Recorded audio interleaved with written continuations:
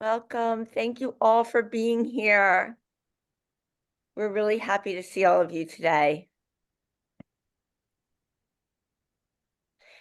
My name is Jennifer Franklin, and I'm the program director of the Hudson Valley Writers Center. I am here with Sophia Bannister, poet and assistant program director, and we are both so happy to have you with us today for the launch of our 2024 reading series with Dorianne Laux, Kazim Ali, and Jane Hirshfield. If this is your first time joining us for a reading, welcome. We hope you continue to come to our online readings, in-person readings, classes, and events. Please check out our website for the complete list of offerings. We hope all of you will return via Zoom on Friday, January 26th at 7 p.m. Eastern, as we welcome Ellen Bass, Mark Doty, David Baker, Danusha Lamaris, Sophie Cabot-Black, Ashley M. Jones, Haliliza Ghaffori, and Bryn Saito, with Tess Taylor for her anthology about gardens and gardening called Leaning Towards Light. I want to thank the board of the Hudson Valley Writers Center, our teachers, and our students who are the beating heart of the center. We also want to recognize all of the foundations and organizations who support us, including the Bidale Foundation, NISCA, and Arts Westchester. I also want to thank my colleagues, Sophia Bannister, Misty Yarnell, and Christina Papadopoulos for all their hard work. It is a particular honor to welcome these three poets today. Not only are they three of the finest poets writing in English today, they each have a personal relationship with the Hudson Valley Writers Center and Slapping Hall Press. They have all read for us several times, and they have been particularly supportive of us as we pivoted to Zoom at the beginning of the pandemic. Kazim made a poignant video for our online fundraising gala in 2020 and really helped us to remain open during that very difficult time. Jane launched our 2021 Winter-Spring reading series with Rachel Eliza Griffiths, and that was our largest turnout to date. Dorianne and Leila Shati wrote The Mothers for Slapping Hall Press's most recent Conversation chapbook series, a book of two women or non-binary poets in conversation. And Dorianne also teaches a sold-out craft class for us on Zoom about twice a year.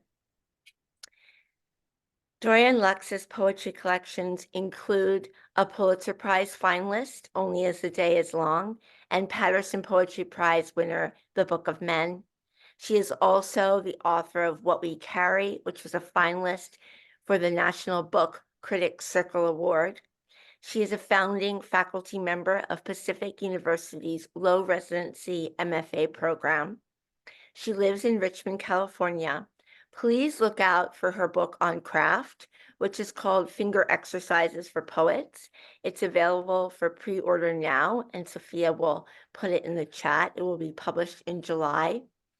Her seventh collection, Life on Earth, just was published by Norton on January 9th of 2024.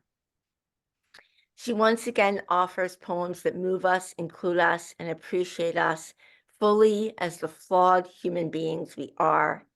It's a book of praise for our planet and ourselves, delivered with her trademark vitality, frank observation, and earthly wisdom. Mark Doty writes, Dorianne Laux is one of our best, who never stops paying attention and is never unwilling, and summons from her readers unwavering trust.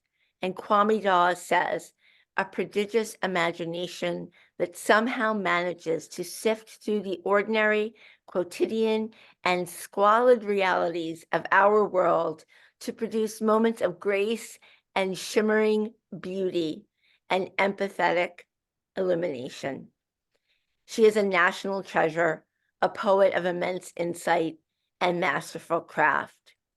In one of my favorite poems by Dorianne called I Never Wanted to Die, she writes, even the cut flowers in a jar of water lift their soon-to-be dead heads and open their eyes. Even they want a few more sips to dwell here in paradise a few days longer.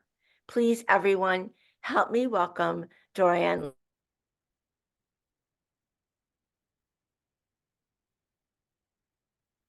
Hello, I have to unmute myself.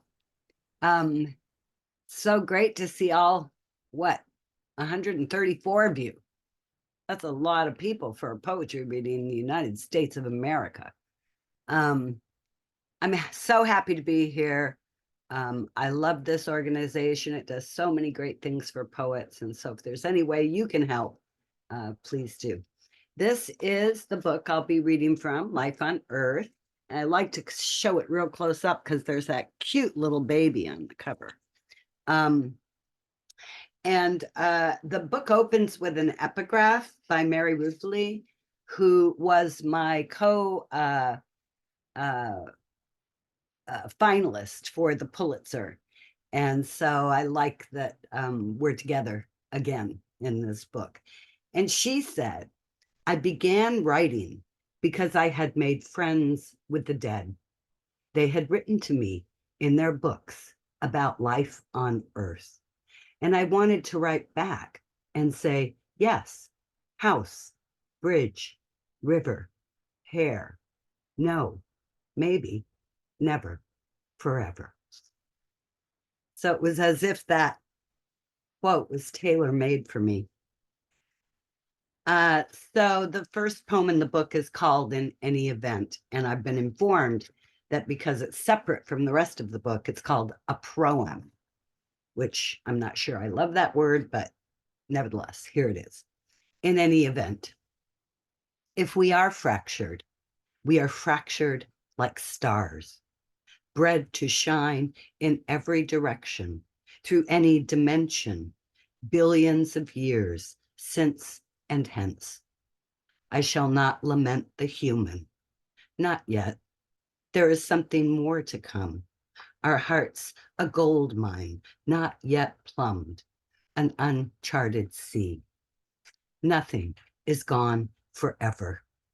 If we came from dust and will return to dust, then we can find our way into anything. What we are capable of is not yet known.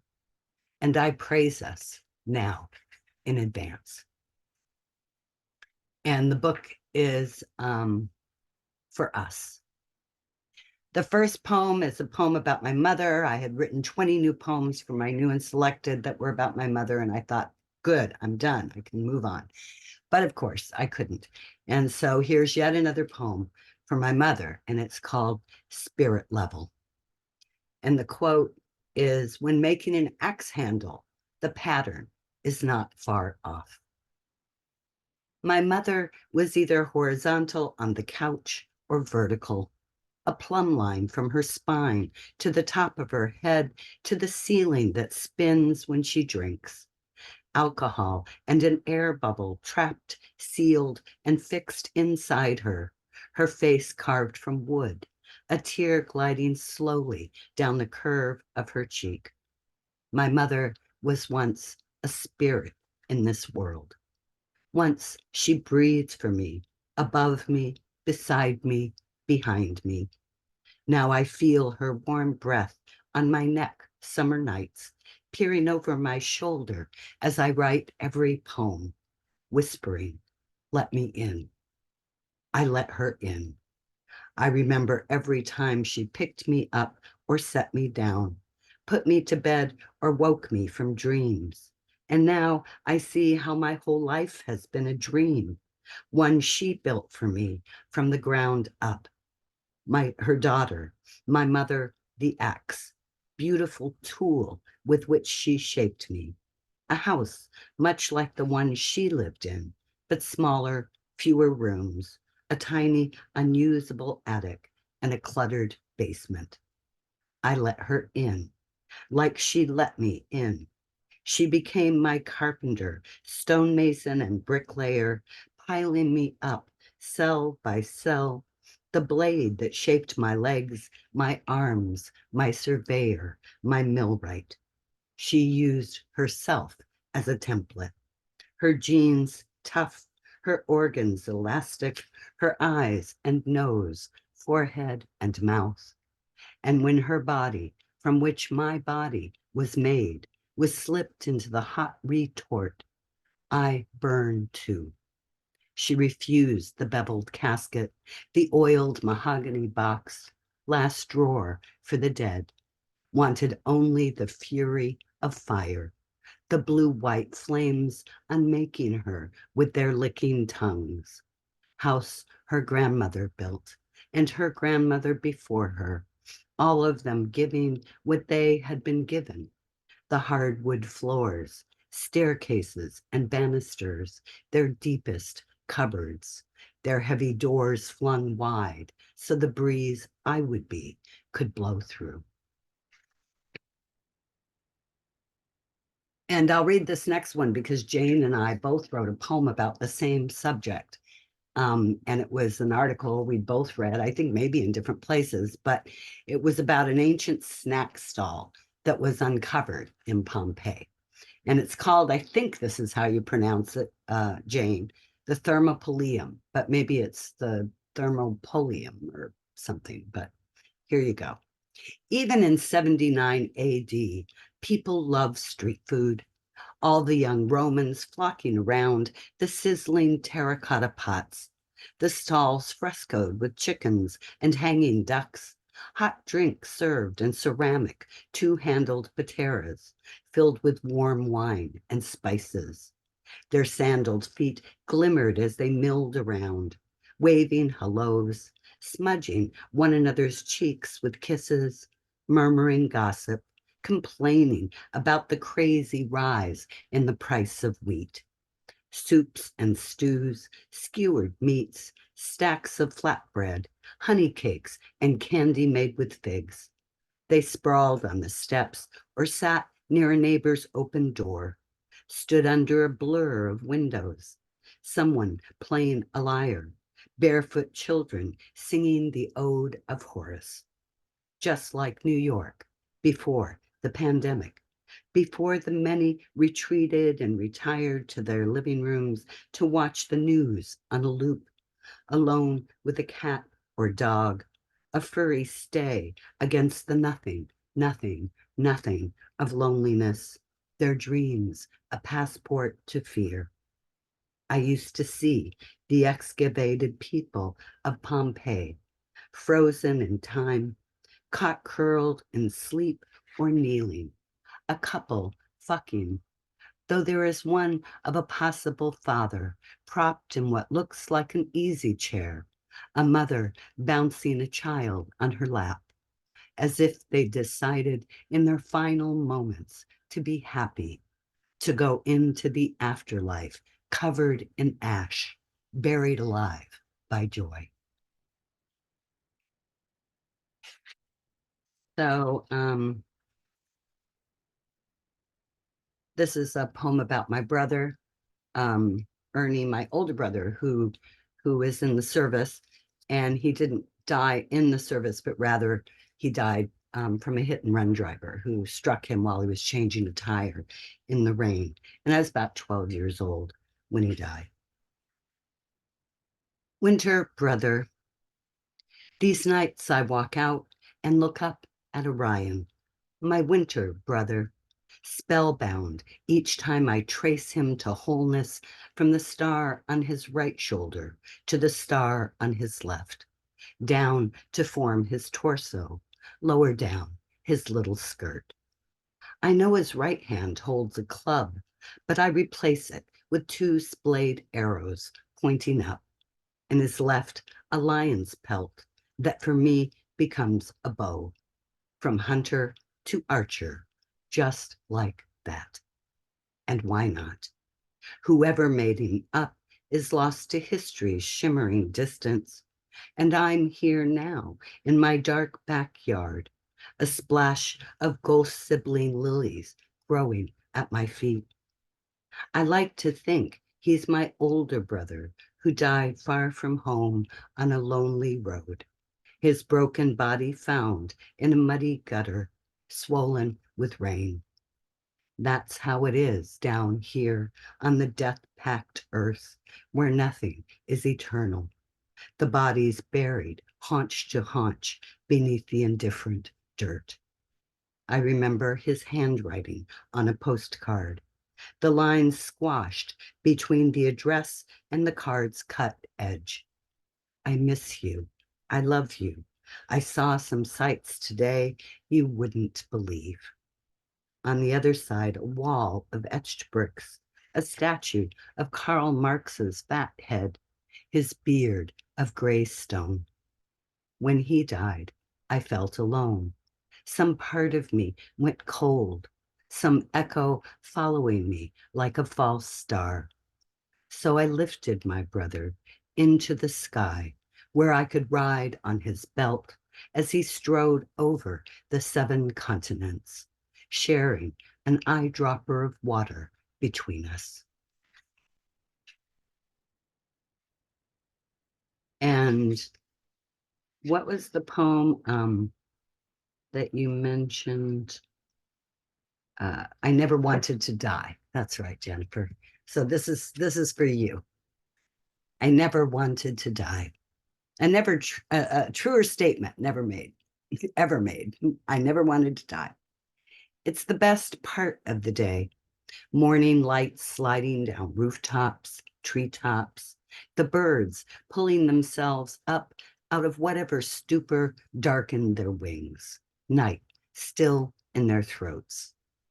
I never wanted to die, even when those I loved died around me, away from me, beyond me. My life was never in question, if for no other reason than I wanted to wake up and see what happened next. And I continue to want to open like that, like the flowers who lift their heavy heads as the hills outside the window flare gold for a moment before they turn on their sides and bare their creased backs. Even the cut flowers in a jar of water lift their soon-to-be dead heads and open their eyes. Even they want a few more sips to dwell here in paradise a few days longer. And I'll end with the title poem of the book called Life on Earth. And I loved that ended up being the title, because then I didn't have to worry about what poems went in the book, because any poem you write is about life on Earth, right? Even if you live on Venus, I guess. Life on Earth. The odds are we should never have been born. Not one of us. Not 1 in 400 trillion, to be exact. Only one among the 250 million released in a flood of semen that glides like a glassine limousine filled with tadpoles of possible people, one of whom may or may not be you, a being made of water and blood, a creature with eyeballs and limbs that end in fists, a you with all your particular perfumes, the chords of your sinewy legs singing as they form, your organs humming and buzzing with new life, moonbeams lighting up your brain's gray coils, the exquisite hills of your face, the human toy your mother longs for, your father yearns to hold, the unmistakable you who will take your first breath, your first step, bang a copper pot with a wooden spoon,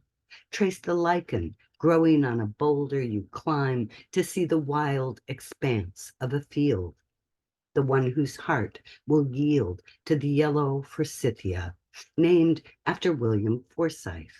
Not the American actor with piercing blue eyes, but the Scottish botanist who discovered the buttery bells on a Highland hillside blooming to beat the band, zigzagging down an unknown Scottish slope. And those are only a few of the things you will one day know. slowly chipping away at your ignorance and doubt. You, who were born from ashes and will return to ash. When you think you might be through with this body and soul, look down at an anthill or up at the stars. Remember your gambler chances, the bounty of good luck you were born for. Thank you. Thank you so much. That was such a gorgeous reading, Dorianne. We're so lucky to be living in a time when you're writing poetry, even though we're unlucky for many other reasons. Now I'm so proud and excited to introduce Kazim Ali. He was born in the United Kingdom and has lived transnationally in the United States, Canada, India, France, and the Middle East. Sakun was published by Wesleyan University Press in September of 2023. He is a poet, a novelist, a translator, and an essayist whose work explores themes of identity, migration, and the intersections of cultural and spiritual traditions.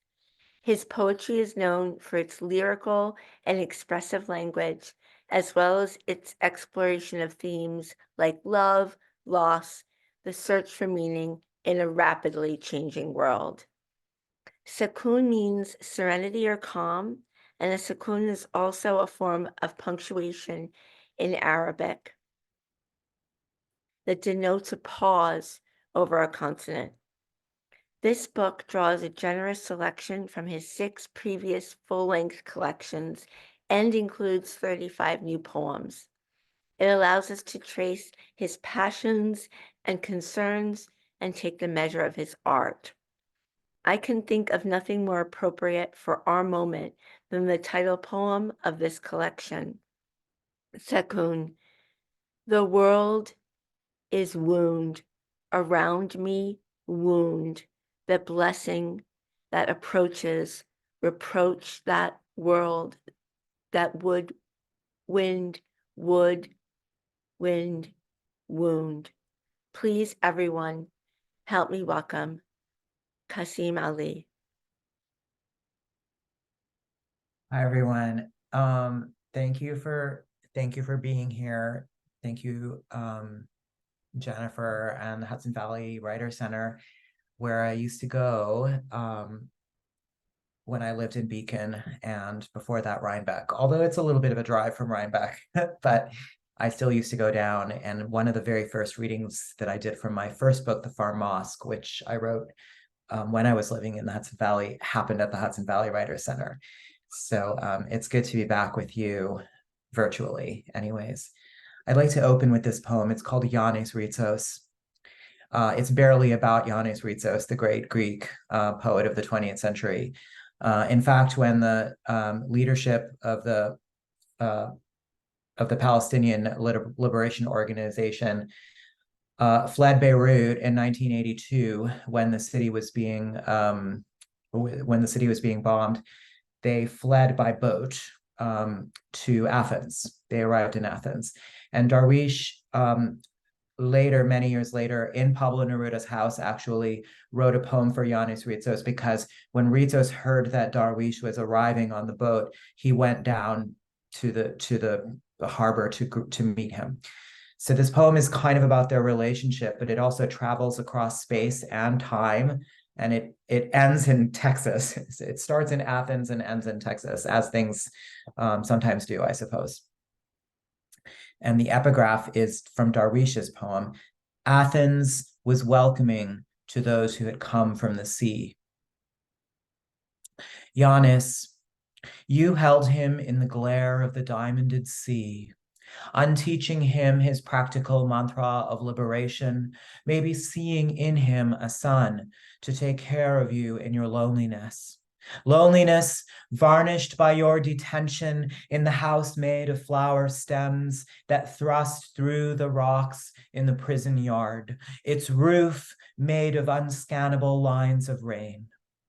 You reveal to him the sound of the rusty hinged door, how it would swing sadly open and reveal no homeland beyond at all. He came from the sea, dragging his anklets of keys. Did you teach him then how the old locks and houses of his hometown were already all broken? Yanis. In the end, he rinsed the last of the coast road's dust from his body, and after a lifetime of pressing his language into lines of poetry and prayer and prestigitation, he was tired of praising mosques in which he could not pray. The same morning that I was forbidden by the guard to pray at the Mezquita of Cordoba, Spain, in the summer of 2008, he woke up in Houston, Texas, and went to a mall food court to meet for the first and last time in his life his translator. The words they spoke to one another were the same as those that I saw in stone fragments on the floor of the archaeological dig of Medina da Zahra, the ruined capital of the West, looking east toward the cities left behind. That city had remained buried in a field outside Cordoba for 1,000 years. The palace and throne room had been torn apart. The rubble of the mosaics were now being painstakingly reassembled, piece by piece, unlike the villages of Palestine that were disassembled down to stone. Yanis, what did you say to him that blue afternoon when the stone canoe landed and he arrived in another place that would be home and not home? In Cordoba, meanwhile, the story of his death flashed across the morning news, scrolling across the screen from clay to nothing. But let's let the sea have the last word. The sea he crossed to come to you, or the one that sparkled off the coast of Chile in Neruda's house remembered you, or the sea that rained lightly down as the poet and his translator huddled together over cheap food court coffee to converse in a shopping mall in Texas. Of all places in the world, though it could have been Athens or Palestine or Neruda's house, at least as good as any mosque, so long as there was coffee and poetry and the sound of rain. Rain in the shape of the river, rain in the shape of a broken lock, rain in the shape of long since written verses, while the translator of lost homelands makes from the sound of butterfly wings rain in the shape of the dark furnace of days.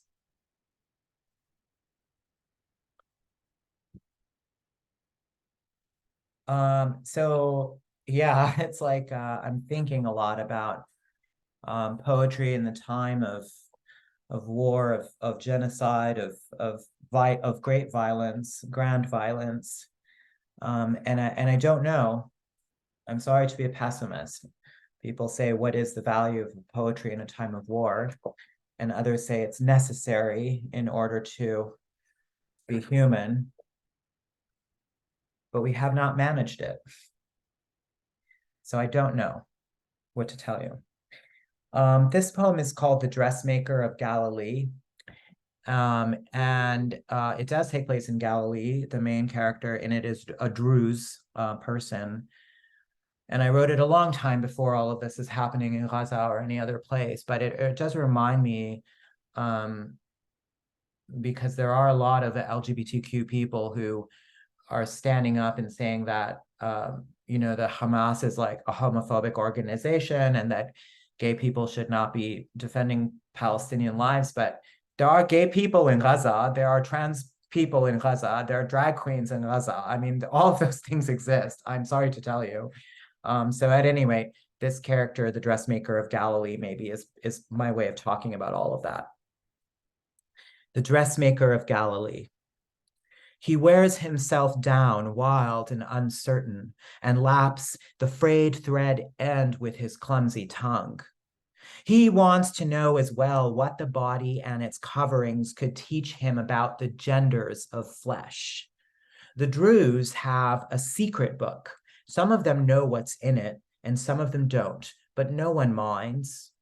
His voice falls to pieces when he claims for himself the spaces of flowers or silk.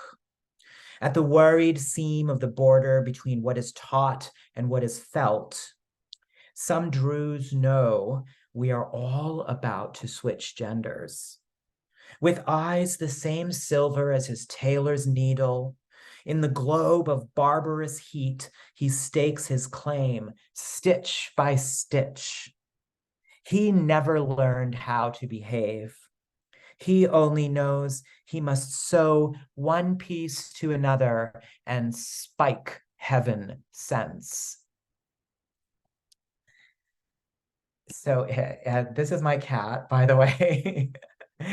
one of the many. And they all get a little jealous when I'm on. I don't know why, but when I'm on Zoom, they get upset about it. So that's why my computer shifted, because she was attacking the computer that I'm taking attention away from her. Say hello. Say hello. She doesn't want to say hello. Okay, we'll get by without her. We'll get by without her. Okay, all right, settle down. Okay, so I'd like to read another poem to you that is also set in Jerusalem. Well, this poem was not set in Jerusalem. Come on, get off me. She's digging her claws into me. Hold on. Ah, okay, come on. You got to get down, babe. Okay, come on. All right, this poem is called Promise Keeper. There was at some point when this book came out, it was the book that this poem was in came out. There was a sort of men's movement in Chicago that had, not in Chicago, excuse me, in Colorado, that had some traction, and it was called the Promise Keepers. So whenever I read from this poem, I always had to explain the Promise Keeper is not that promise. It's about the notion of a promised land, actually. That's the Promise Keeper. So I wondered, like, what is the promise that all of us owe to the place we live in general? And what does it owe to us at any rate? And it takes place in Jerusalem. It takes place at the Dome of the Rock. The Dome of the Rock is over, indeed, a rock. And it is a huge piece of real estate. I mean, it's a giant thing. If you can ever go and look at it, I recommend it. Promise Keeper. In the place mountains keep time as they slide into the sea, you made a promise you never kept. You fastened yourself lonely to everything that lived, wanted to open every closed door. You wanted to turn your back on the sky and teach yourself how to fly. So speak in the language of myth and flowers, if you must, but translate it, at least, for the stones and dust. You built a tower to God out of bricks and mud when you should have built it with breath. Wings will not carry you skyward. Your own body is the only mosque you need. The tongue in your mouth, the only rock from which you could ever launch yourself into heaven.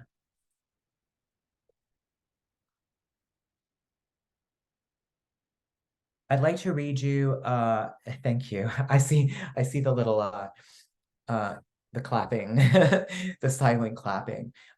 So I see some friends are present from the past and the future perhaps, we're friends. But in 2001, in November of 2001, I went to the edge of the world, it seemed like, Provincetown. And there was a workshop, and it was being given by Olga Brumas. And she taught us about breath and sound and the words as a shape containing that energy. She's a yogi and a Zen Buddhist and all of those things. And a massage, she's a body worker, really. And so she came at it from the body. It was only a 2-day workshop. I see some people in the one person at least in this group that was there with me. That's why I wanted to bring it up, Claire. Yeah, Claire and I were in that workshop together. And Claire, I don't know if you remember, but I mean, it was only, it was like 8 hours each day. No, was it 8? It was just a little bit of time, but those hours, they have been with me ever since, 100%. So I read this poem from that experience, and for Olga in space. It's called Golden Boy. It's the first book. It's the first poem in this whole book. So it's my Ars Poetica, I suppose, in a way, but it's my autobiography. It tells you everything you need to know about me. If there's one poem in the world that I would love for you to read to know me, it's this one. Golden Boy. Almost afraid I am in the annals of history to speak, and by speaking be seen by man or God. Such then debt in light be paid. Atop the Manitoban Parliament building in Winnipeg, what beacon to dollars, food, or God shine? I hallow starvation, this nation a notion beneath the body, hollowing its stomach to emptiness, and in breath the river empties. Who so spoke the craft borne along long echo and echelon, grains of light and space we with one another wait.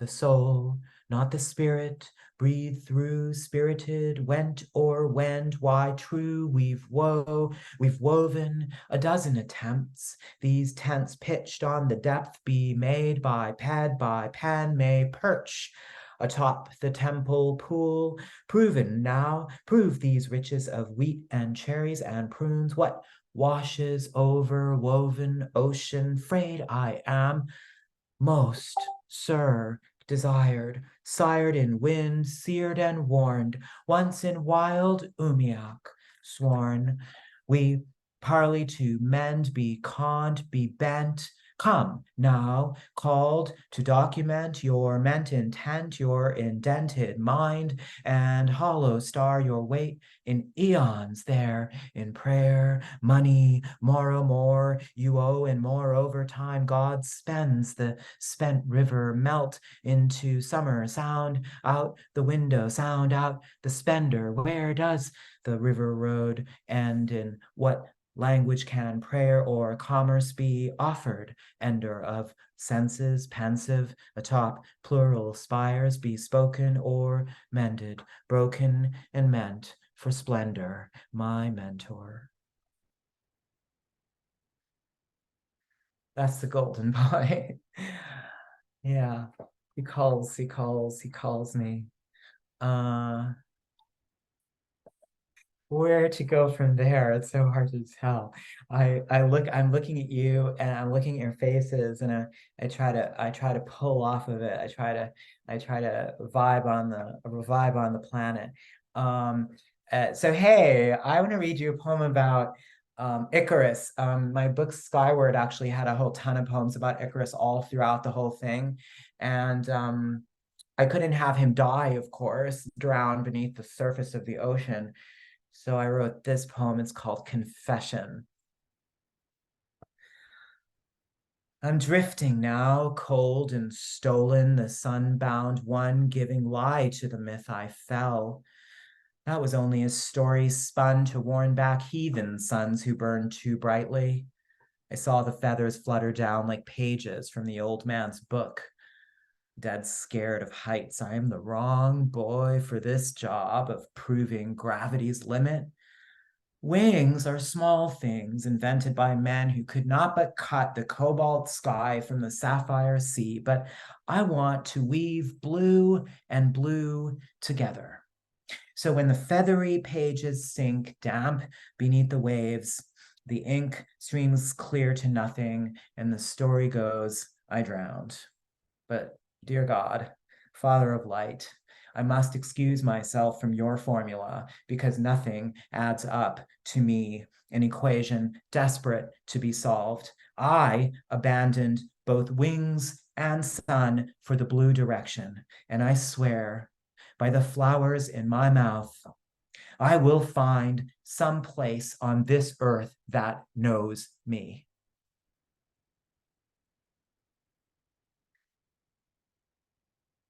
Because I read to you Icarus, I think I'm gonna flip to the end. And spoiler alert. So that's the last poem about Icarus in the book, and that's where I left him in the myth. And that book came out in 2013. And then this book came out in 2023. So it's 10 years later. And when the book came out, and the spoiler alert is that there's a poem in the new sections of the book. I did it chronologically. I put the new poems at the very, it's actually circular in a sense because it does open with a suite of new poems, 3 of them, but the bulk of the new poems are at the end, at the close of the book. And there is a poem in it called Icarus Turns 50. And we don't think of Icarus as an older man, but he made it. In my version of the myth, he made it. And I want to say something about the form of this poem because it is very musically very different. And I wanted it to be quotidian. I wanted it to be ordinary because Icarus has transcended the mythological and found the quotidian. And so in a sense, he had to transcend the high lyricism and musicality of the earlier poem and come into a more prosaic rhythm in the new poem. Icarus turns 50. Crudité and crackers. That's how my myth starts. I'm slicing cucumbers when the phone rings with that ominous tone of a call you are not expecting.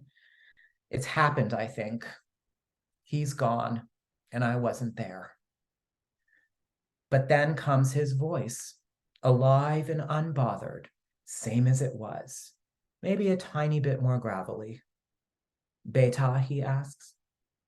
And haven't I imagined this moment 108 times before, one for each turn in that Minoan maze, one for each feather he individually affixed to my back. Sometimes I am silent and wait for him to speak. Sometimes I hang up on him. Sometimes I'm angry. Sometimes I start crying. But in none of those imagined conversations do I do what I do now, which is to respond conversationally as if it hasn't been decades since the labyrinth. Hi, Dad.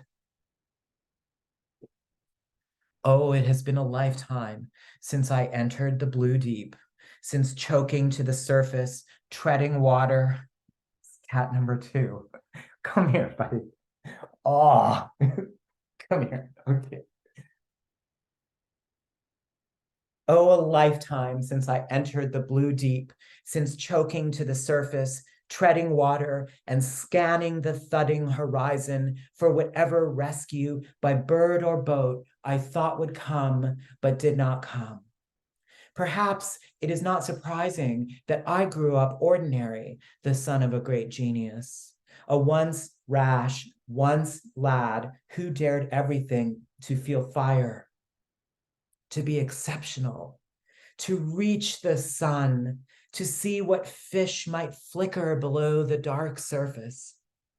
He begins in the middle of a sentence, like he always did, talking about the virus and grocery delivery and what's happening with my cousin's youngest son who has decided to drop out of college and become a DJ. And just like that, I feel the vibration of his voice banishing the old story, denying all of my anger and all of my sadness. All of the decades since I somehow swam through the night to distant rocks, weeping through my salt, raw throat. And so what is there for me to say? I ask him what he shopped for. And he says, they don't have Weetabix in the store right now. And now he drinks almond milk because the doctor says dairy is bad for him. And that life, the one where I flew away from him and he let me go, just winks out of existence and a new life starts unraveling in its place. For us, there's no epic end, no begging the king of the underworld to return the lost son, no father casting himself grief-stricken into the sea. And for a moment, I think he always did invent the most exquisite prisons. But then I think, maybe this is what we can bear. Maybe this is the price we're willing to pay. He asks me, are the cucumbers organic? And I ask him, does he know they have vegan cheese now? And he asks me, did I get those delicious rice crackers or just plain saltines?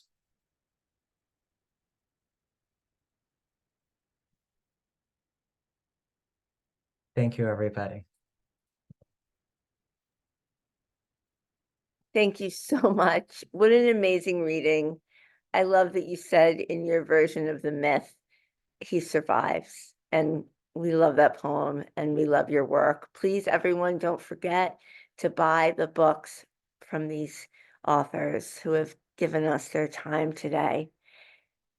Jane Hirshfield, in poems described by the Washington Post as belonging among the modern masters, and in the New York Times Magazine as among the most important poetry in the world today, addresses the urgent immediacies of our time.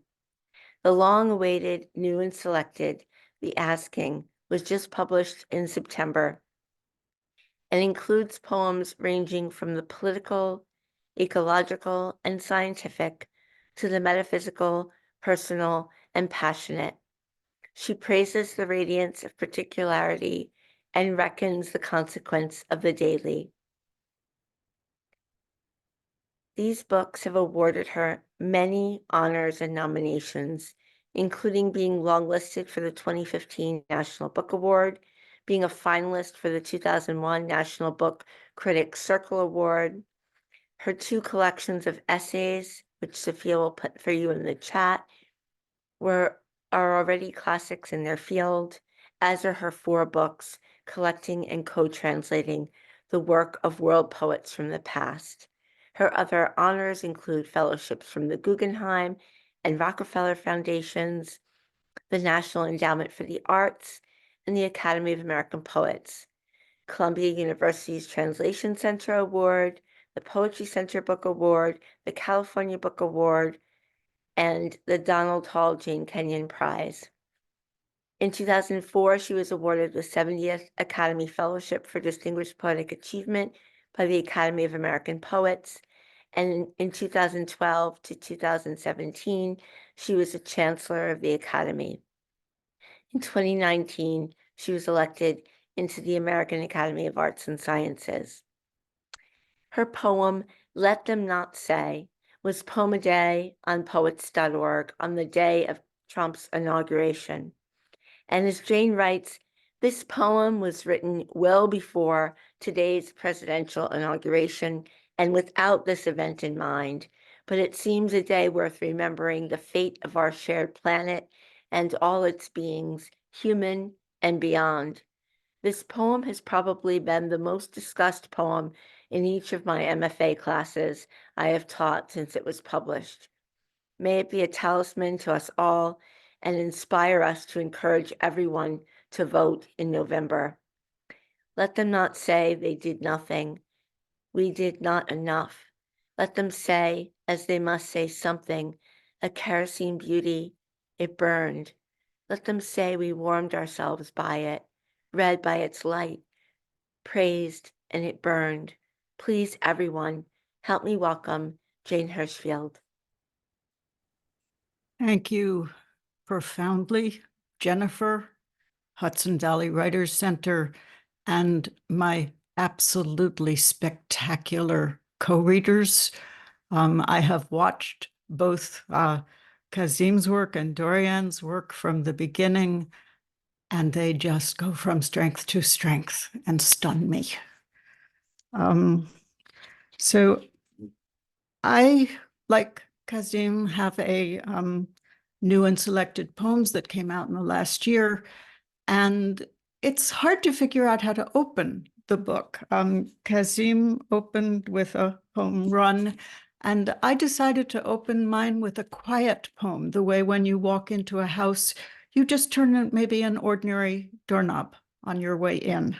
And so this is the first poem of 50 years of life, and it is kind of thinking about that. I mean, 50 years of writing life. I'm older than 50, obviously. Door and sentence. My life, you were a door I was given to walk through, dawdling in lintel and loose strife as much as permitted. Your own glass snob, I spoke you. A sentence, however often rewritten, ending always with the same slightly rusty-hinged preposition, sometimes for mercy, hidden. And because you don't have that on the page to look at, I will just say the preposition is the end of the first sentence of the poem, which is through. And of course, through has two meanings, more than two, but two that I was intending. And now the poem that gave this book its title. The asking comes from the last line of the poem, not its own title. Every New Year's Day, I start the year by writing some poem. Some of them last, some of them don't last, but I want to begin the year inside the intention of being a working poet. So here's this one. This was from 3 years ago, New Year's 2021. And some of you will remember that slightly unnerving time in that the election was over, and yet we could feel the events of January 6th coming near without knowing what they would be. Counting New Year's morning, what powers yet remain to me? The world asks, as it asks daily, and what can you make, can you do to change my deep broken, fractured? I count this first day of another year, what remains.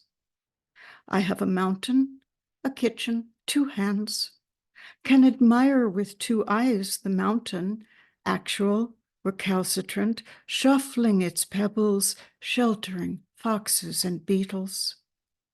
Can make black-eyed peas and collards, can make from last year's late ripening persimmons a pudding, can climb a stepladder, change the bulb in a track light. For years, I woke each day first to the mountain, then to the question. The feet of the new sufferings followed the feet of the old, and still they surprised. I brought salt, brought oil to the question, brought sweet tea, brought postcards and stamps, for years each day, something.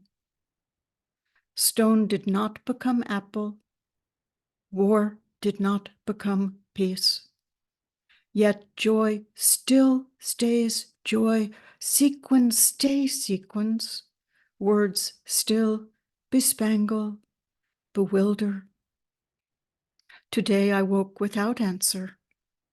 The day answers, unpockets a thought as though from a friend. Don't despair of this falling world, not yet. Didn't it give you the asking? And if any of you hear in that last line, which is in italics, an echo of the first poem that Dorianne read, that is because it was indeed her poem, which brought me to that last line. Tin. I studied much and remembered little, but the world is generous.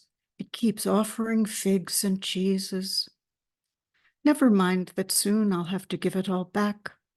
The world, the figs. To be a train station of existence is no small matter. It doesn't need to be Grand Central or Hyder Pasha Station. The engine shed could be low, windowed with coal dust under a slat-shingled roof. It could be tin. Another mystery bandaged with rivets and rubies, leaking cold and heat in both directions, as the earth does.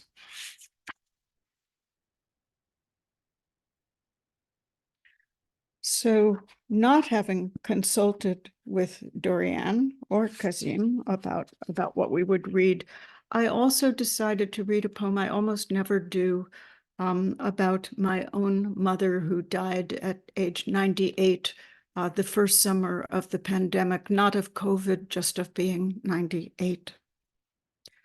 A day just ends. A day just ends. Its dusk comes simply, without opinion or hesitation. A fork still fits hand, shoes fit feet on this day like any other.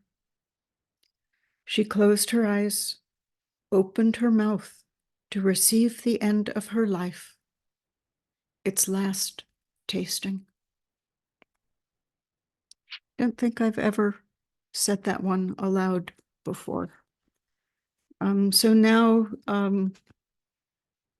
one of the many, many poems that are thinking about the crisis of the biosphere and our social fracture that have just been pervading my work for some years now.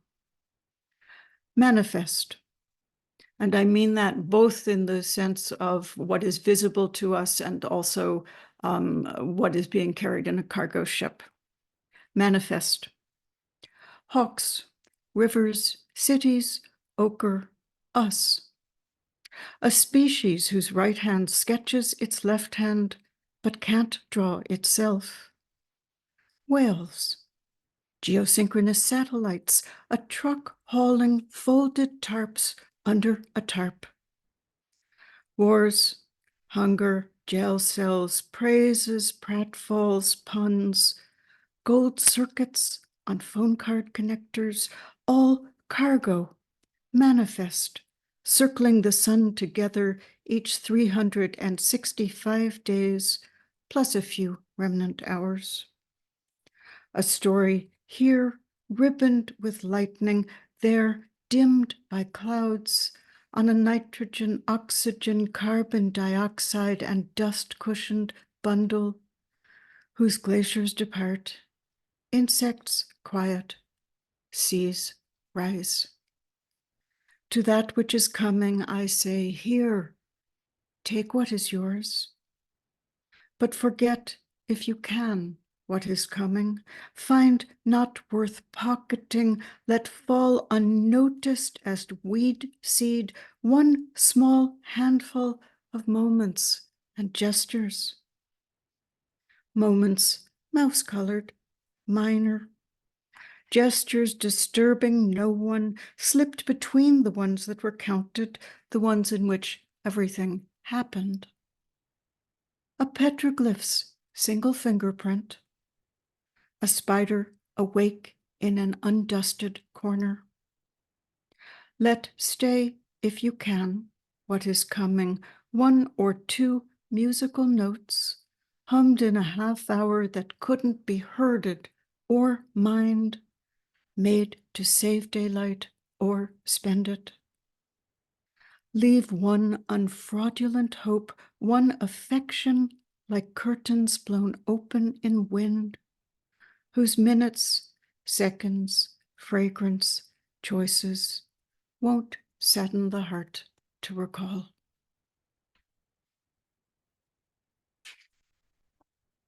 And another of the biosphere crisis poems, this came from a special story, beautiful story during the pandemic that the New York Times ran about how mosses survive in the Mojave Desert, not a place one thinks of as having mosses at all.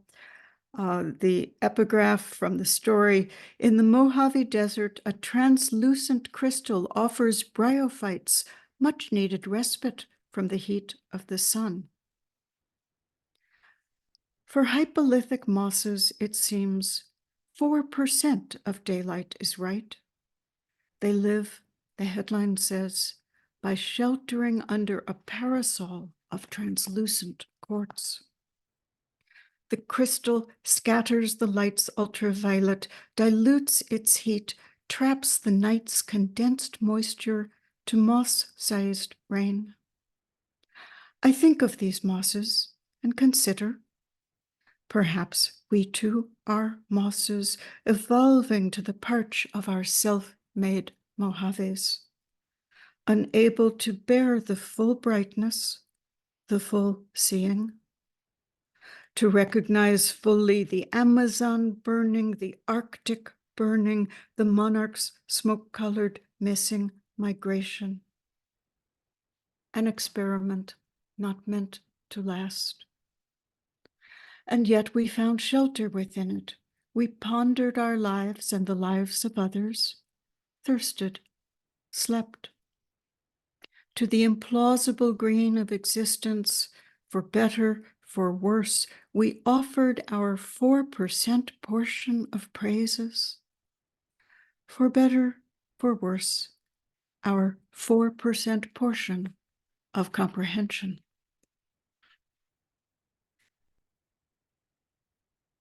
I wanted to give you one poem of a different tone entirely, just for the variety of it. This one was written because something caught my eye as just being a strange way to say something. I was reading about the Norwegian poet Olaf Hauge, and there was a sentence in the biography that just kind of caught me. I'm also reading it because it's a poem with rain in it, and it's been raining a great deal in the Bay Area these days. In Ulvik, the epigraph, the quote, he spent his whole life in Ulvik, working as a gardener in his own orchard. I too would like to work as a gardener in my own orchard. Every Friday I would pay myself a decent living wage, taken in foldable cash from my own wallet. And sometimes, if the weather was bad, I would give myself the day off and thank myself for my kindness and answer myself, it's nothing, nothing. Go on now, put your feet up, find somewhere warm.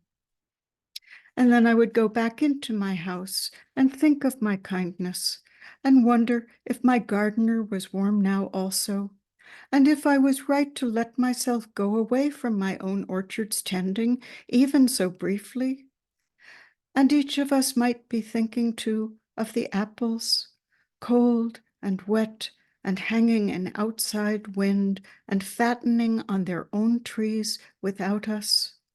And one of us first, then the other, might start to wonder a little while pushing a cut of cured apple wood into the fire about loneliness and separateness and what it is lives outside one person's skin and inside another's.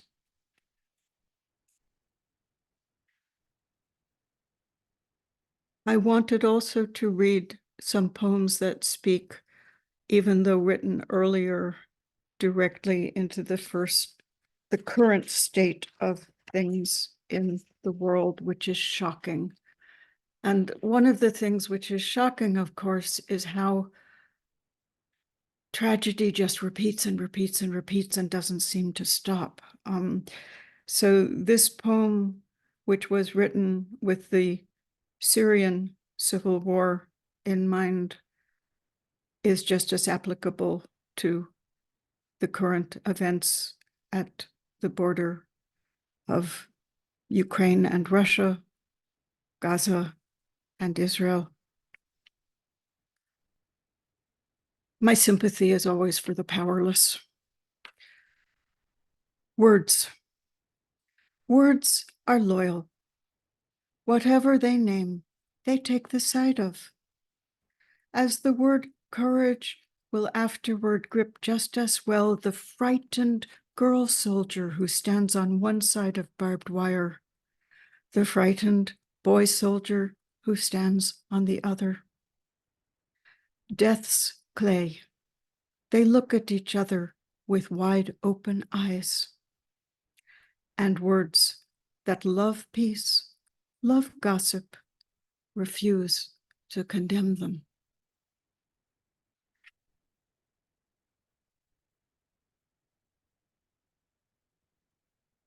This next poem, it has a lot of different things in it. It has everything from the International Space Station and the geomorphology of the formation of Florida, evolution, terrorism, again, the Syrian civil war, terrorism again.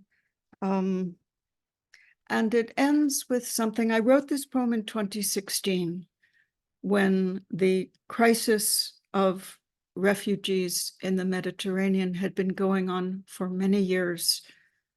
And here we are, 2024, we still read a story about this every week in the paper, maybe every day in the paper.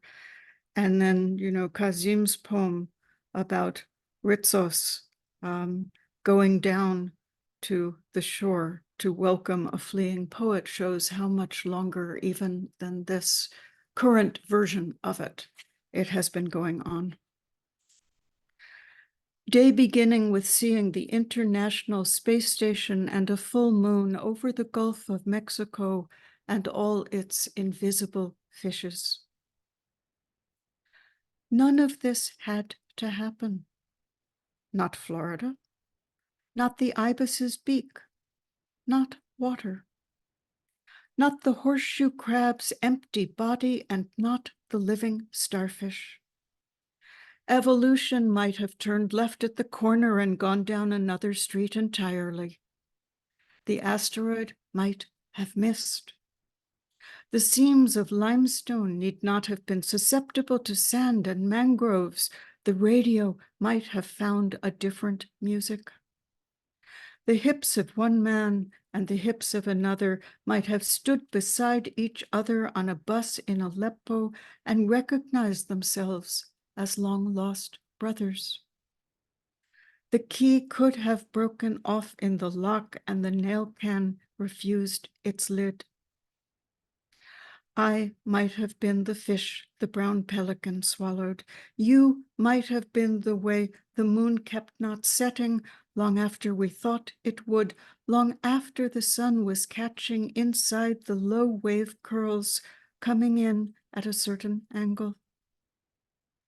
The light might not have been eaten again by its moving. If the unbearable were not weightless, we might yet buckle under the grief of what hasn't changed yet. Across the world, a man pulls a woman from the water from which the leapt from overfilled boat has entirely vanished. From the water pulls one child, another. Both are living, and both will continue to live. This did not have to happen. No part of this had to happen. Let's see. I wanted to give you one very short poem. I write a number of very short poems that I tend to run in groups on the page, calling them pebbles, because it's rude to the trees that the books are made of to have so few words take so many more pages. So this is just a single pebble in this reading. I sat in the sun. I moved my chair into sun. I sat in the sun, the way hunger is moved when called fasting. You know, the way we talk about things, the names we have for them, the words we use, they do change the world. Another pretty short poem, again, mixing up the tone just a little bit. An experience which just seems to become ever more so. You know, this poem's from a couple books back now, and it just seems to get truer. A day is vast. A day is vast until noon. Then it's over. Yesterday's pond water braided, still wet in my hair. I don't know what time is. You can't ever find it, but you can lose it. I'll give you two more poems. One, the last poem of the new poem section of this big book. And then, just because one has to force oneself to it, or at least I do, I will close with a poem which was written since this book closed. And of course, I've never said it to anyone before. But anyhow, this one first. I opened the window. What I wanted wasn't to let in the wetness. That can be mopped. Nor the cold. There are blankets. What I wanted was the siren, the thunder, the neighbor, the fireworks, the dog's bark. Which of them didn't matter? Yes, this world is perfect, all things as they are. But I wanted not to be the one sleeping soundly on a soft pillow, clean sheets untroubled, dreaming there still might be time, while this everywhere crying.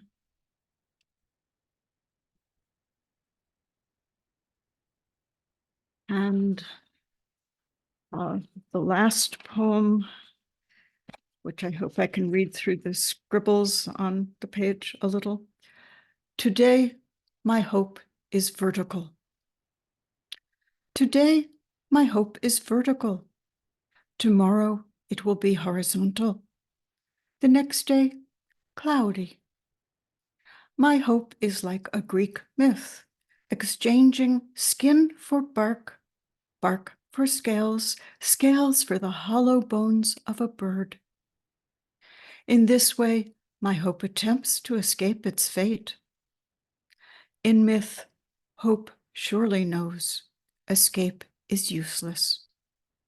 Still, hope will try.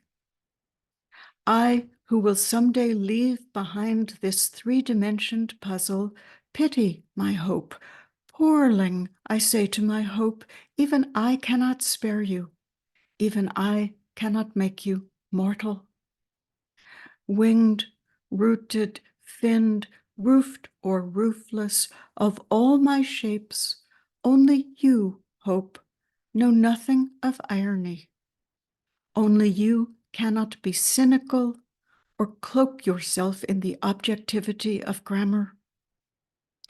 Only you cannot suffer suffering. You exempt, you deny, you protest with speech and with silence. You forgive, helpless to not, in speech and in silence. I, citizen of perspective, born into the tribe of time, will vanish into its blurring distance. But you, most intransigent, most stubborn of all my parts, will be forced to continue. How tenderly, with two open hands, you reach again today for hunger's apple. Thank you.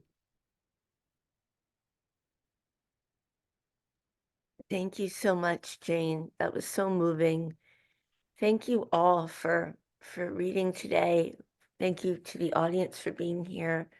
We're going to pin the readers to the top of the screen so you can all see all of them at once. And so they can speak to each other first and ask each other some questions or make some observations. And then we're also going to take some questions from people in the chat.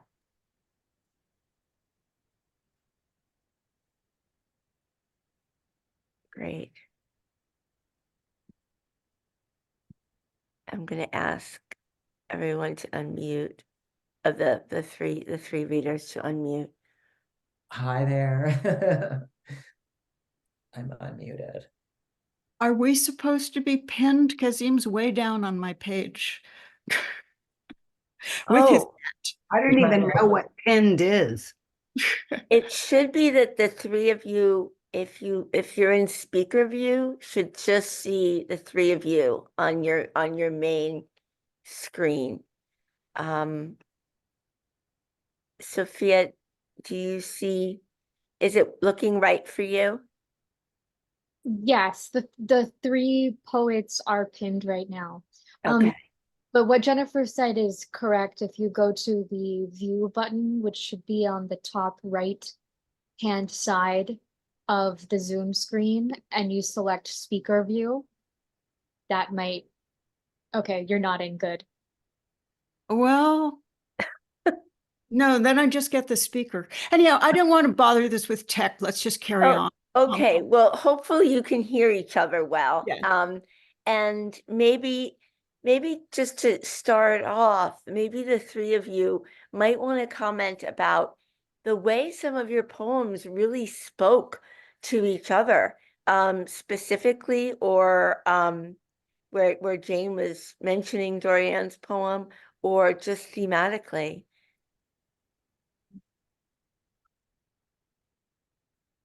Well, you know, as yeah. I said, it was Dorianne's poem that let me finish mine, because I truly was. I mean, my poem is the account of its own writing, and I really couldn't figure out where to go once I had it. I went, what is the answer to this question? And I read Dorianne's poem, and I felt, the poem says the day answers, but it was really my friend's poem that answered. And you know, poems save my life every day. Yeah. Yeah, I noticed too, you used the word fractured, which I use for my first poem. Yeah, I If don't we know. are- I if might we have had are that already. fractured. I might have had that already. I don't know. You did. I don't remember the timing. I did. Oh, thank you. And so I'm thinking I might have lifted that, you know, kind of answering you, saying if we are fractured, we're fractured like stars, you know. So Good heavens, what a thought. we have mind melds all the time, Jane and Yeah, I. well, the Thermopolium poems were very much like that. And I apologize, I neither read my Thermopolium nor did I read Let Them Not Say, but one can't do everything. And then, you know, Kazim is reading, you know, we could talk a little, you know, something which when I was a young person, you know, sort of being around the workshop world, although I never got a graduate degree, and neither did Dorianne. I don't know, Kazim, did you go to graduate school? I did. I survived it. Okay. But anyhow, there was long ago a saying that one should never talk about Greek myths in your poems because it was an elitist thing to do. And I could never give them up because it seems like so much of the world's wisdom is embodied in the myths and folk tales of the world, you know, not only the Greco-Roman world or the Western world, but the whole world is full of these myths. And so, you know, Kazim, since you read us, you know, some very small taste of your Icarus work. And I also think it's terribly brave to take on Icarus at all, given that, you know, Auden almost trademarked him in Musée des Beaux-Arts. But you made him completely your figure. And you know, the myths are all of our figures. So I don't know, maybe does either of you want to talk about that question of how do we borrow from each other, but we borrow, the world's wisdom is our stew pot. Is our Pompeian, you know, cauldron of soups. Yeah, and some of those, I mean, we know it as a Greek, we maybe know it best as a Greek, but some of the stories are so archetypal and they recur, you know, and you know, a classicist would have to explain why. There may be historical reasons, but the notion of a civilization being like destroyed by divine act, you know, is in Gilgamesh. The flood, you know, is in the Bible. It's, you know, it's just it's a thing that happens, you know. It's, you know, what are the ways that we think about death? What are the ways that we think about puberty or growing, or like a daughter growing away from her mother? You have, you know, Persephone going away to the underworld, and in popular imagination, it's the story of the mother's loss, but Persephone appears in other myths and she's doing just fine. She's in the Theseus myth, when I forget who goes to the underworld for who. I think it's Hercules goes to the underworld to rescue Theseus, right? Theseus is dead and Hercules has to go and get him. And Persephone is there. She's the queen of the underworld there, and she's perfectly fine. She's not miserable or anything like that. So, and Van Bolen does that in her version of Persephone and Demeter. It's flipped, the script is flipped, and Persephone is like, get away from this woman, So it's like these stories speak to the normal moments of our own lives. And to me, the most exciting poems that deal with them are the ones that jump on the other side of what we know. So you have Alicia Oestreicher's poems about the sacrifice of Isaac, where it's like, this was a mistake, you were not supposed to agree, the father was not supposed to agree, like that was an error. So that's becomes why the myths to me become interesting. And so I guess you might call it a feminist, regardless of the gender of the person writing it, it might be a feminist revision of these stories that have patriarchal purpose. So Icarus is the son who disobeys the father because he wants to fly too close to the sun. That, to me, is the gay child of the religious dad. In my case, that's why Icarus resonated for me, So he had to survive. I couldn't allow him to fail in his escape because he's me, I love that you end that one poem between the father and son with, did you get these kind of crackers or just saltines? I mean, to end a poem with the word saltines, I think brave. Well, it's the concept of the downbeat ending, In the original draft of that poem, it ended with, he always did invent the most exquisite prisons. And then I was like, no, they have to reconcile. And so then it ended with, this is the price we're willing to pay. That was the ending. And then I thought, no, it's still too dramatic. It's got to end on the just most ordinary thing. It's got to almost be boring. The ending has to be boring. Yeah. But it's not. But it's not. It salts it up, There's a little bit of salt in that, which I love.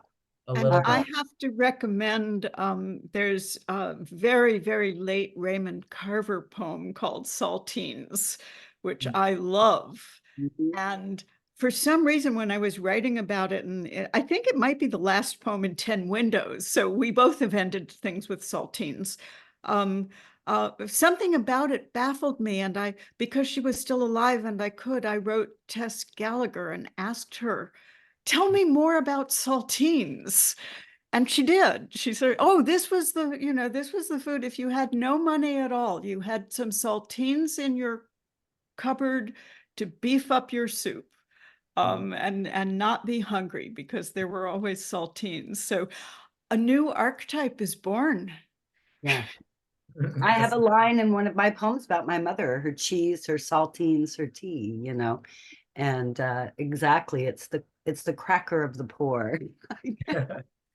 But I don't know if I really write toward myth, but I'm sure I do, because all of us are so inculcated with it. It's in our DNA, we can't help but refer back to, like Kazim was saying, the Bible, and all these the Iliad and the Odyssey, just it's all in there somehow, even if we haven't read it, even if, because it's permeates the culture.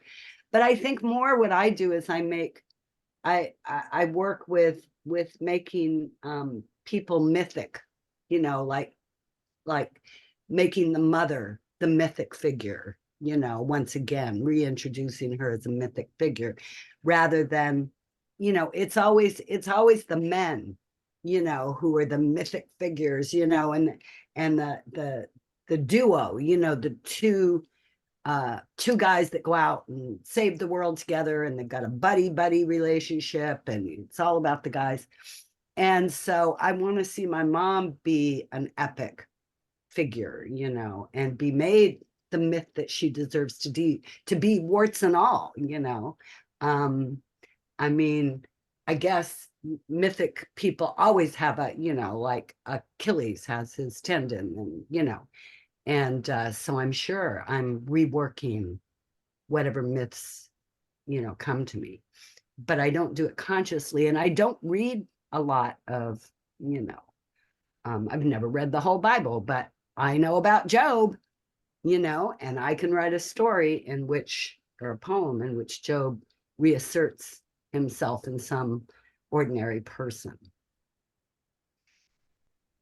Yeah, I'm in the middle of, some of you may know this because I've been tracking it on social media, but I'm not in the middle anymore. I've just finished it. But I'm writing a book about Lucille Clifton's poetry.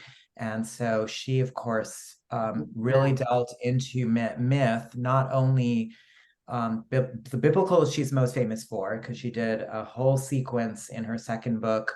She did another sequence on Mary in her fourth book. And then she kind of continued to engage with the biblical figures. But she also did do poems on Greek myth. She did poems on Kali from Indian myth. And she was very interested in mythological, like, pop culture figures.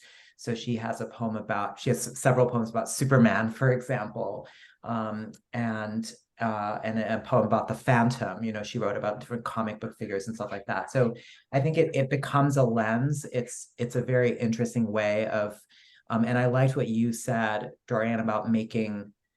Lucille had this quote where she said, "I try to look for the human in the mythic and the mythic in the human," and it's a way of, like, you know, finding the power in the poems that she writes about her mother, for example, where her mother becomes, you know, divine and legendary in the choices that she makes, you know, is a very, very interesting way that she put it that has meant a lot to me, actually. When is that book coming out? It's coming out in November of this year. It's called Black Buffalo Woman, and it's being published by Boa Editions, who also publishes Lucille Clifton's poetry. Congratulations. We will all look out for that. I'm very excited about it. It also includes 4 unpublished poems that I found in the archives at Emory. And Wow. yeah. And there might be some more news about coming from Boa about unpublished Lucille Clifton poems too. So I'm giving you a little bit of a scoop right now. That's exciting. If you That would be stuck great. around this long on the call, stay tuned. I might have an announcement to make at AWP. We'll see. It depends on a couple of things. Yeah. Great.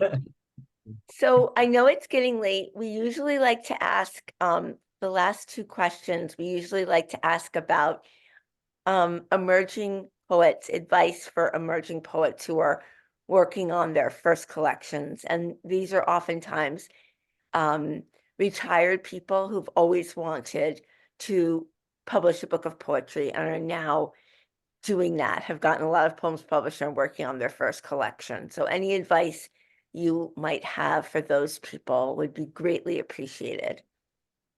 No time like the present. Poetry or for publishing a book? Advice for writing poetry or advice for publishing a book of poetry? For ordering a manuscript, the poems are already written, and for getting that book published. Well, finding an order and getting it published are 2 very different things. I mean, you might be very happy finally with the order, but that doesn't guarantee its publication. Although order, I think, is very important, though people are of 2 minds about it. I mean, you know, Mark Doty spends a year and a half, 2 years ordering the poems for his books, for his, you know, when he was doing his new and selected, or, you know, he's just crazy about it. And then somebody like Billy Collins says, no, just throw them up in the air, wherever they fall, that's the order, you know. I mean, as if it doesn't matter. And maybe it doesn't, you know, ultimately, if each poem is good, you know, what does it matter what order it's going to be in? But I have a hard time with that too. I think all poets have somewhat of a difficult time putting a book together.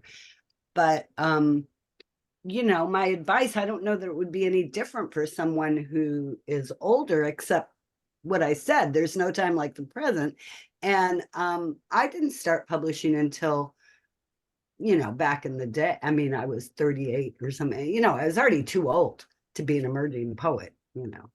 And I know, so I mean, look at Bruce Stone. I always look to her as a great role model and example of someone who didn't win, you know, a National Book Award until she was like 89 years old or something. You know, you've got to, you know, you don't have time and you've got time.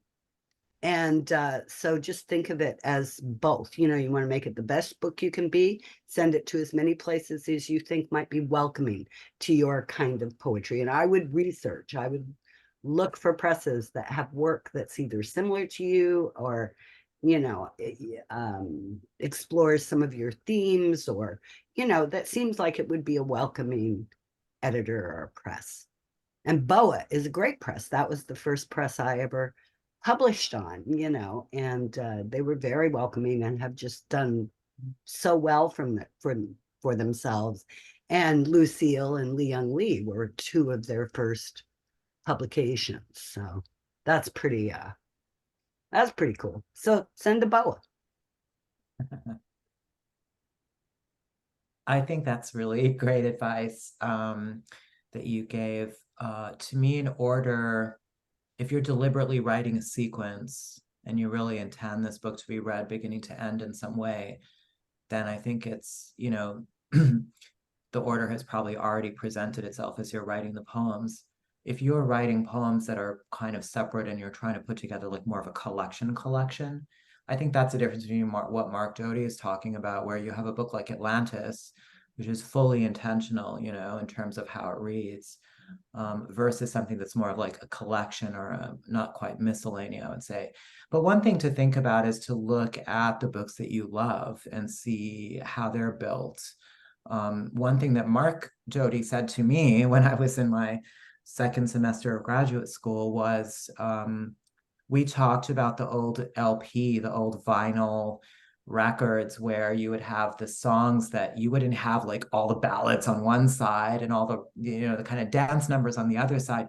You had kind of like a song after a song after a song. So, you know, I learned how to build a book of poetry by, you know, listening to Culture Club, I guess you would say, Color by Numbers, you know, the songs that, you know, kind of followed. So I kind of mixed it up in that way.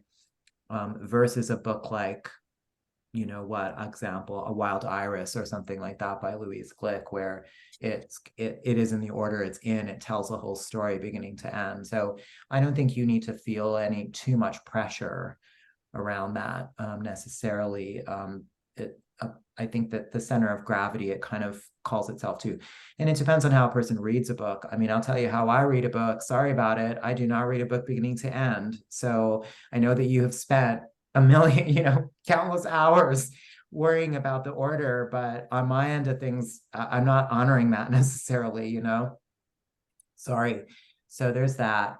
And as far as how to get a book published, I will just say, who are the books that you know, as Dorianne said, who are the poets you read, who's publishing those poets? What are the presses you really like? You know, if you do go to the conferences like AWP and stuff like that, you go to the book fair and see. But even if you don't, there's still literary festivals and events where they often have book fairs where you can go and kind of see what's out there. Or if you have a really good independent bookstore near you, not Barnes and Noble or anything, because they're not really featuring serious poetry anymore, mostly. But there's ways of figuring out. That's what I would do when I was looking for who I wanted to publish my book. I looked at my own bookshelf and saw who was publishing the stuff I had, and then I sent to those people. So there's not too much I can add to these accounts which have been given. I also, like Kazim, I never read a book front to back. I sometimes read a book back to front before I read it front to back. I have a poem about that. To read a book of poetry back to front, that is the source of a certain kind of joy. Something like that is how it starts. I don't have my own poems memorized. So as a reader, I simply open randomly and look for things. But of course, all of us who are reading today, we have judged poetry contests. And when you're judging a poetry contest, you do, because the general advice is so strongly open with a knockout poem, even though I chose not to for my own current book, open with something really strong and end with something really strong.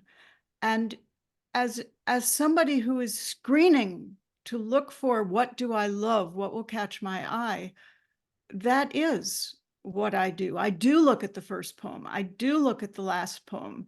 I do look at ones in between. But, you know, that's a good reason to start strong and finish strong. But also, any of you who have the chance to give poetry readings, you know, group readings or whatever before your book comes out, and there's so many chances now to do that.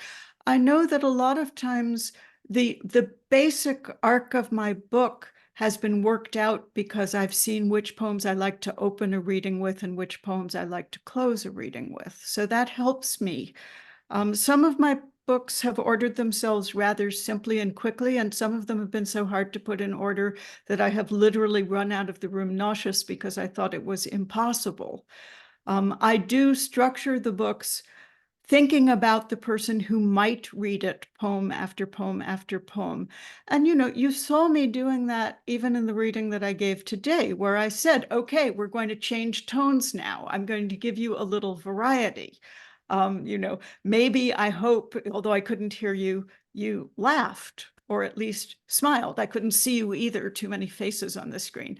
But, you know, so there is this thing of whether you put strong strengths together, topics together, or whether you vary and move them around. And it's just like composing a poem itself. I think we learn how to put our books in order by learning how to put our poems in order. And it's all one process of discerning what goes with what, when is some variety needed, when do you want to surprise with a leap, when do you want to conduct with an arm on the elbow, guiding carefully so people don't get lost. It's all information. And the books that I love the very most, I do read in the order. I eventually come back and I read them in the order they were written. The only thing I will add about the process of, you know, reaching publication is every rejection is an opportunity to strengthen the book. It really is, you know, take out the weaker poems, put in more new, strong ones you've written, you know, unless your book is a thematic whole. And then, of course, you don't do that because it is the record of it's basically one poem in many parts. But, you know, oh, great, I get to look at it again with fresh eyes. I get to wonder what might be better. And the other advice I'm going to give you is the last thing, which again, you know, as a poet, I needed to come to this very early in my writing life. And as a reader of poems, it has only confirmed itself for me. Do not be afraid to be strange. Do not be afraid to be idiosyncratic, peculiar, occasionally baffling. The smoothed out book of poems that everybody is going to like a whole lot is not actually the one that is going to make the indispensable discoveries. And so in a way, stand by. If you love something you've done and all your friends tell you it's worse with it than without it, but you really love it, stand by that. Write your own book. I know there's someone who said, who was writing about poetry and said, every great work of art has something strange about it. You know, there's something that's a little bit off. And so it's actually probably a requirement that they be a little bit strange, you know. Yeah. Part of what makes them memorable. I noticed the other day when I was at Pacific University and there was a book sale and somebody bought my book and they said, oh, looked at the titles and I decided I would read, I watch my neighbor watch porn through the kitchen window. Because I just had to read that poem, you know. So there you go. That's another way people read books. They just look at titles and go, oh, that looks interesting. It's also the longest title, so it stands out. This is such great advice from the three of you. Thank you so much for being here with us today. Thank you for your words. Thank you for being strange and unique and wonderful. And yeah, Diane Seuss just gave similar advice to that when she was with us. That you have to just listen to your own voice, really, really listen and hone your own voice. Thank you to the audience for being here. Thank you for letting us record this so that we can have our students who weren't able to come watch this about 6 months from now. And just thank you for your warmth and generosity and wisdom. And mostly thank you for your poems. Thank you, sweetheart. It was wonderful. Thank you. Thank you, community of poets, for being together once again. Thank you all. Bye, everyone. See you soon. Bye. Bye.